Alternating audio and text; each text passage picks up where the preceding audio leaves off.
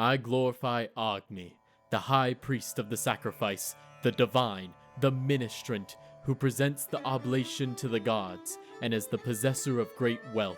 May that Agni, who is to be celebrated by both ancient and modern sages, conduct the gods hither.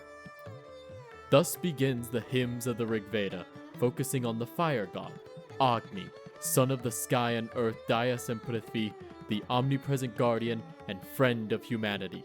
Welcome to the battlefield. Agni's passive is Combustion, in which enemies hit by his basics provide 1 stack, while gods provide 2.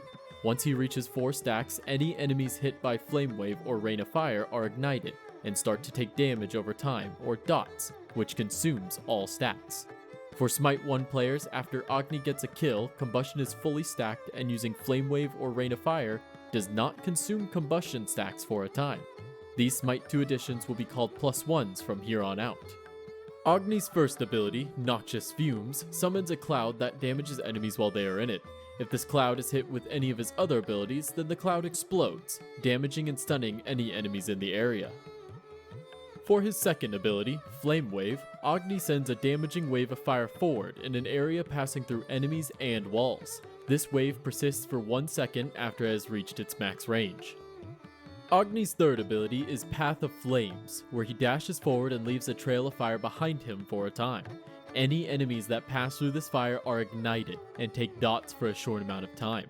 As a +1, Agni is immune to all forms of displacement while dashing, instead of just knockback. The highest priest of sacrifice's ultimate is Rain of Fire. When activated, Agni calls down a meteor and deals damage. Agni can store up to 3 charges of these meteors, and as a +1, he is only slowed while casting instead of stopped. If charges are stored, they can be cast one after the other quickly. Agni's flash fire approach leads him to be a burst middle laner, though he is also able to be played in the carry or solo laner role, which will be elaborated on in the aspect section. Regardless of role though, start with his Path of Flames, Flame Wave, then Noxious Fumes. Of course, if you feel like you need to play safer, then start with Flame Wave, but once you reach level 5, prioritize Rain of Fire above all else. Your typical laning rotation is just to get behind the minions and dash back through them, using your Wave of Fire as needed to help. When battling gods, use your damaging abilities first, then place your Noxious Fumes right where your abilities will end up, to get the quick stun and extra damage. Remember to constantly be throwing basics in order to gain combustion stacks, so that your abilities will ignite and incinerate your enemies.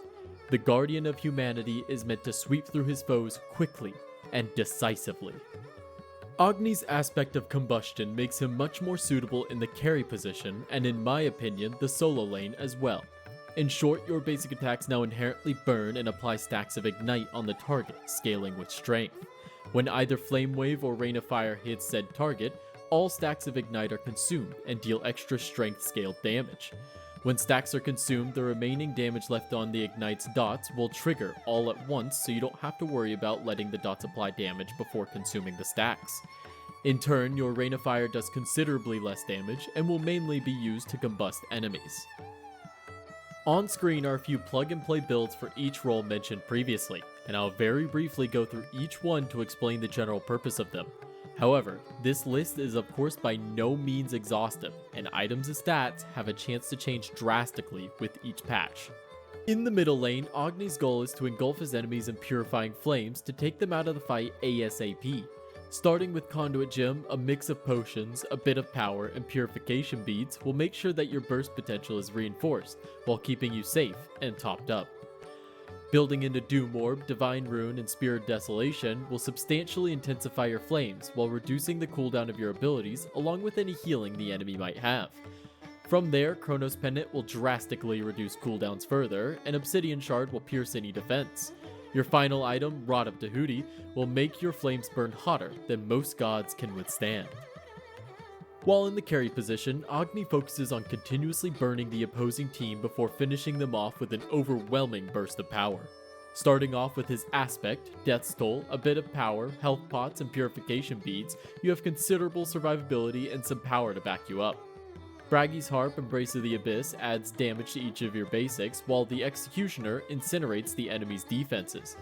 Tyrfing further buffs your basics, while the Nerian bow and Odysseus' bow adds a considerable amount of attack speed, damage, and anti-heal.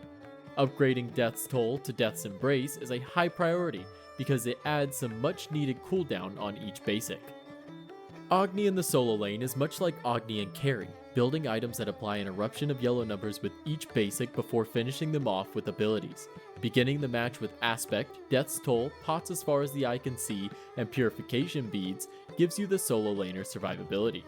Going into Prophetic Cloak first gives you required survivability, while Bragi's Harp and Tyrfing afterwards give some weight to your fire. Lernaean Bow reduces healing, and Death Metal further reinforces your damage in every way, while Odysseus' Bow spreads your power everywhere.